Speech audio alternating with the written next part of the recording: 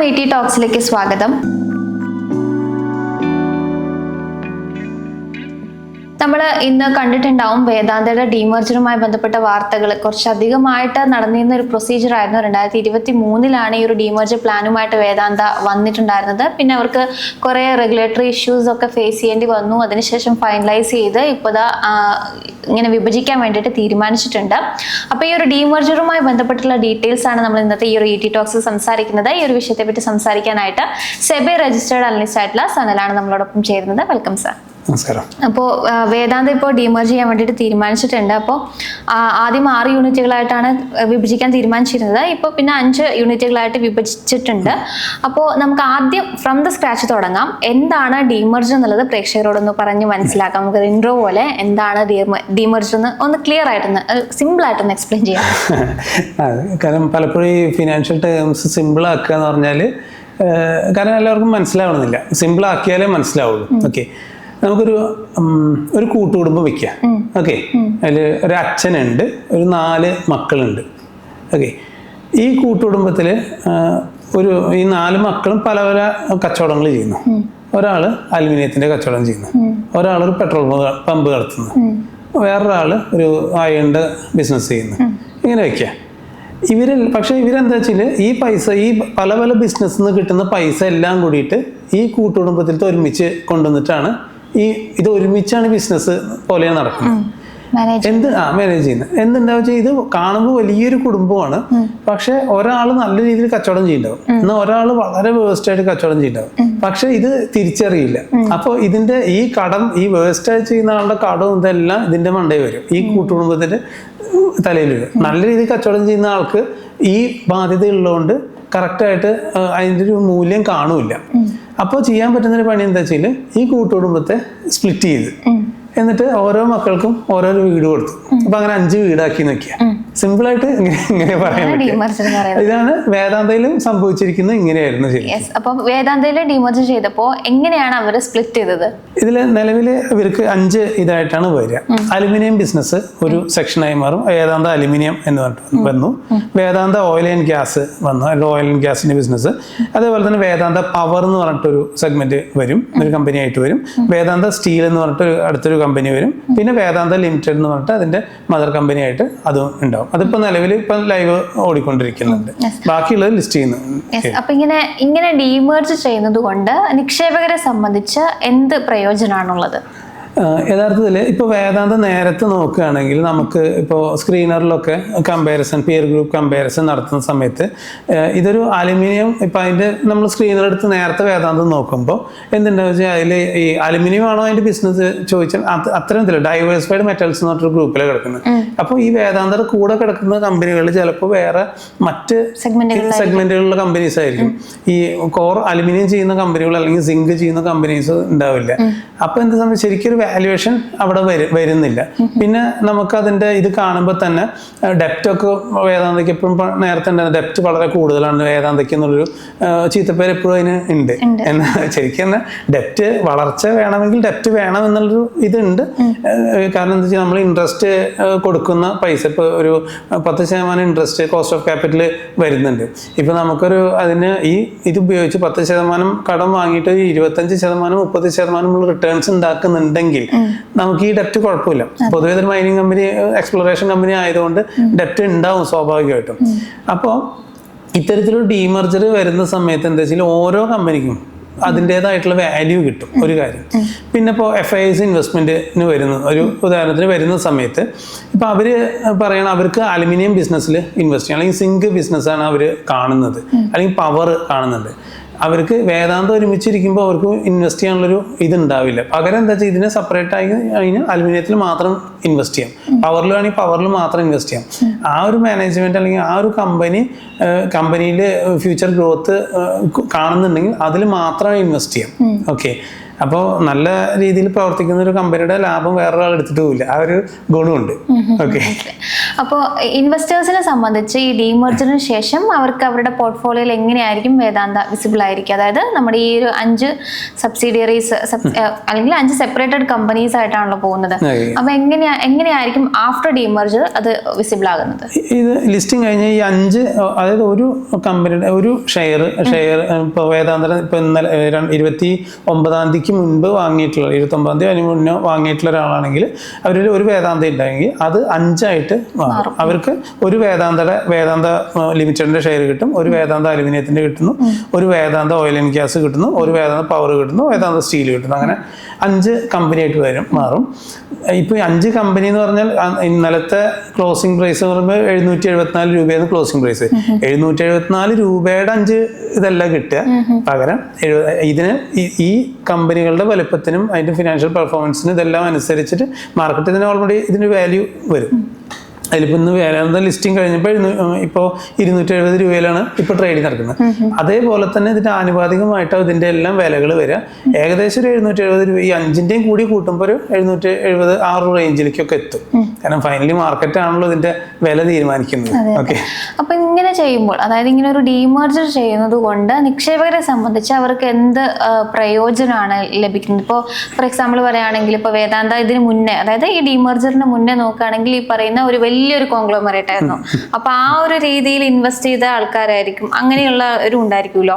അപ്പൊ അങ്ങനെയുള്ളവരെ സംബന്ധിച്ച് ഇവർക്ക് എന്ത് നേട്ടമാണ് കിട്ടുന്നത്? അവരെ സംബന്ധിച്ച് ഇത് കഴിയുന്ന സമയത്ത് ഇപ്പോൾ ഇതിന്റെ എല്ലാം ലിസ്റ്റിംഗ് കഴിഞ്ഞിട്ട് ഇനിയിപ്പോൾ ഈ പറഞ്ഞ ബാക്കിയുള്ള കമ്പനികളെല്ലാം നമ്മൾ DP-യിൽ ഇതിൽ വന്നാൽ കൂടി ഇത് ലിസ്റ്റ് ചെയ്തിട്ടില്ല. ലിസ്റ്റിങ്ങിന്റെ പ്രൊസീജിയർ നടക്കുകയാണല്ലോ.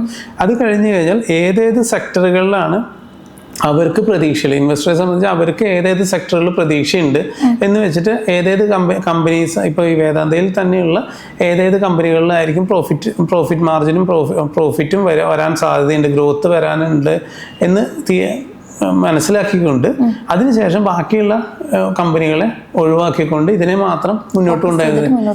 നമ്മൾ ഈ ഇതെല്ലാം വലിയ തേക്കിന്റെ ഇതെല്ലാം പ്രൂൺ ചെയ്തിട്ട് തേക്കിനെ ഒറ്റത്തടിയായിട്ട് വളരാൻ വിടും എന്ന് പറയാം.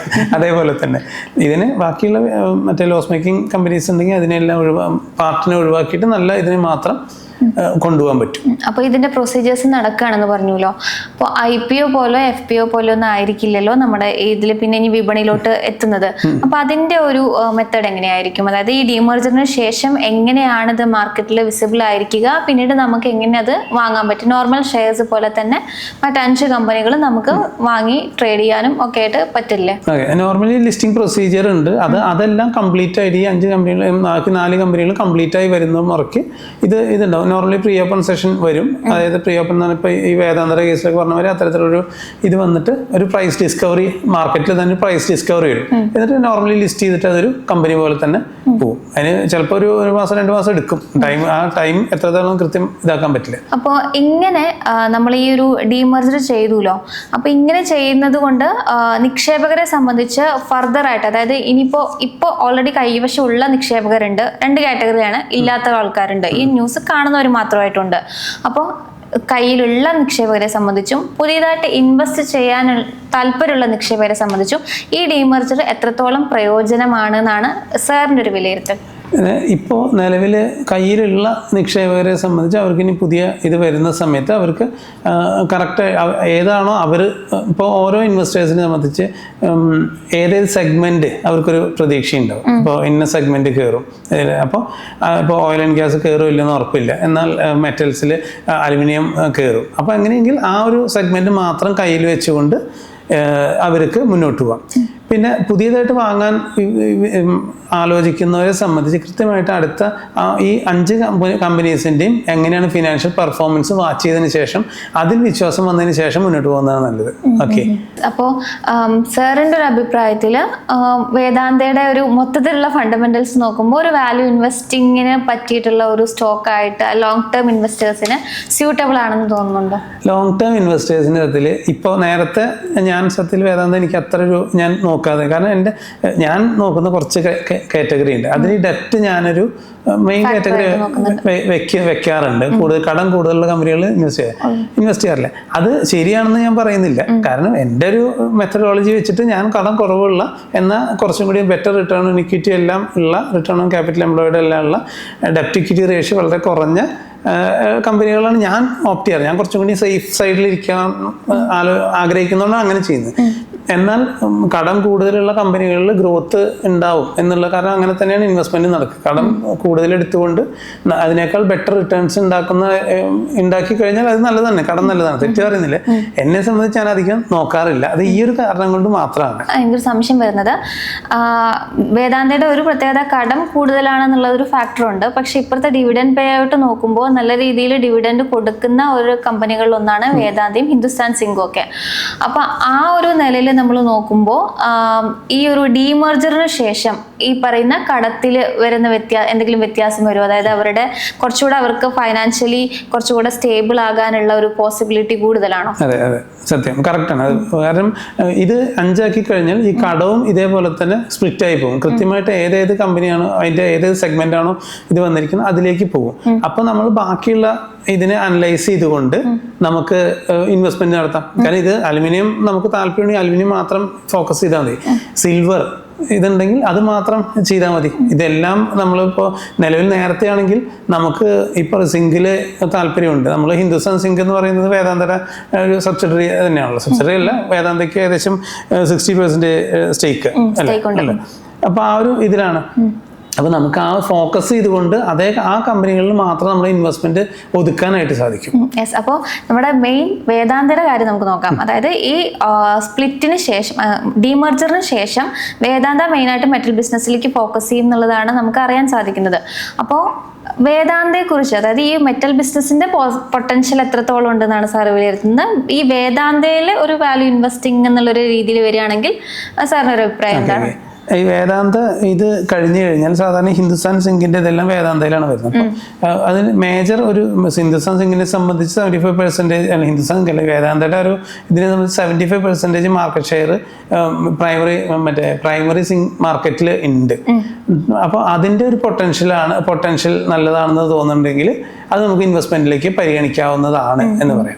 അപ്പോൾ മൊത്തത്തിലൊരു കൺക്ലൂഡ് ചെയ്ത് പറയുകയാണെന്നുണ്ടെങ്കിൽ ഈ ഒരു ഡീമർജറിനെ മൊത്തത്തിലൊരു ഔട്ട്ലുക്ക് എങ്ങനെയാണ് വിലയിരുത്തുന്നത്? ഇത് എത്രത്തോളം ഇപ്പോൾ ഹോൾഡ് ചെയ്യുന്ന ഇൻവെസ്റ്റേഴ്സിനെ സംബന്ധിച്ച് ഗുണമാവാൻ സാധ്യതയുണ്ട്? അതല്ല, ഈ പറഞ്ഞ പോലെ നമുക്ക് കൂടുതൽ ബിസിനസ്സുകൾ എക്സ്പ്ലോർ ചെയ്യാൻ താല്പര്യമുള്ള ആളുകളെ സംബന്ധിച്ചും ഈ പറയുന്ന ഡീമർജർ ഒരു വിധത്തിൽ ബെനിഫിഷ്യൽ ആവുമല്ലോ. അപ്പൊ അങ്ങനെയുള്ള ആളുകളെയൊക്കെ സംബന്ധിച്ച് മൊത്തത്തിൽ കൺക്ലൂഡ് ചെയ്ത് പറയുകയാണെങ്കിൽ എന്താണ് പറയുന്നത്? ലോങ് ടേം ഇൻവെസ്റ്റേഴ്സിനെ സംബന്ധിച്ച് വേദാന്ത നമുക്ക് ഇത് ചെയ്യാവുന്നതാണ്. ലോങ് ടേം കാരണം എന്താ വെച്ചാൽ നമുക്കൊരു 5 വർഷത്തിന് മേലേക്കുള്ള ഇൻവെസ്റ്റ്മെന്റ് എല്ലാം ഫോക്കസ് ചെയ്യണമെങ്കിൽ വേദാന്ത ഇപ്പോൾ ഇൻവെസ്റ്റ് ചെയ്യുന്നതിൽ തെറ്റൊന്നുമില്ല. പക്ഷേ ഷോർട്ട് ടേം ഇൻവെസ്റ്റേഴ്സിനെ സംബന്ധിച്ചൊക്കെ ആണെങ്കിൽ നമ്മൾ ബേസിക്കലി അത് ടെക്നിക്കലി നോക്കി തന്നെ നമ്മൾ ചെയ്യുക. ആ സമയത്ത് ടെക്നിക്കലി നോക്കിയിട്ട് ബെറ്റർ ലെവൽസിൽ എൻട്രി എടുക്കുന്നതാണ് നല്ലത്. Thank you so much Sanal sir. ഏതായാലും വേദാന്തയുടെ ഡീമർജറുമായി ബന്ധപ്പെട്ടിട്ടുള്ള ഡീറ്റെയിൽസ് ആണ് നമ്മളിവിടെ ഡിസ്കസ് ചെയ്തിട്ട്. ഇനി എന്തെങ്കിലും തരത്തിലുള്ള സംശയങ്ങൾ ഉണ്ടെങ്കിൽ നിങ്ങൾക്ക് താഴെ കമന്റ് ചെയ്യാവുന്നതാണ്. ഏതായാലും മറ്റൊരു വിഷയവുമായി ടി ടാക്സിൽ വീണ്ടും കാണാം. Thank you.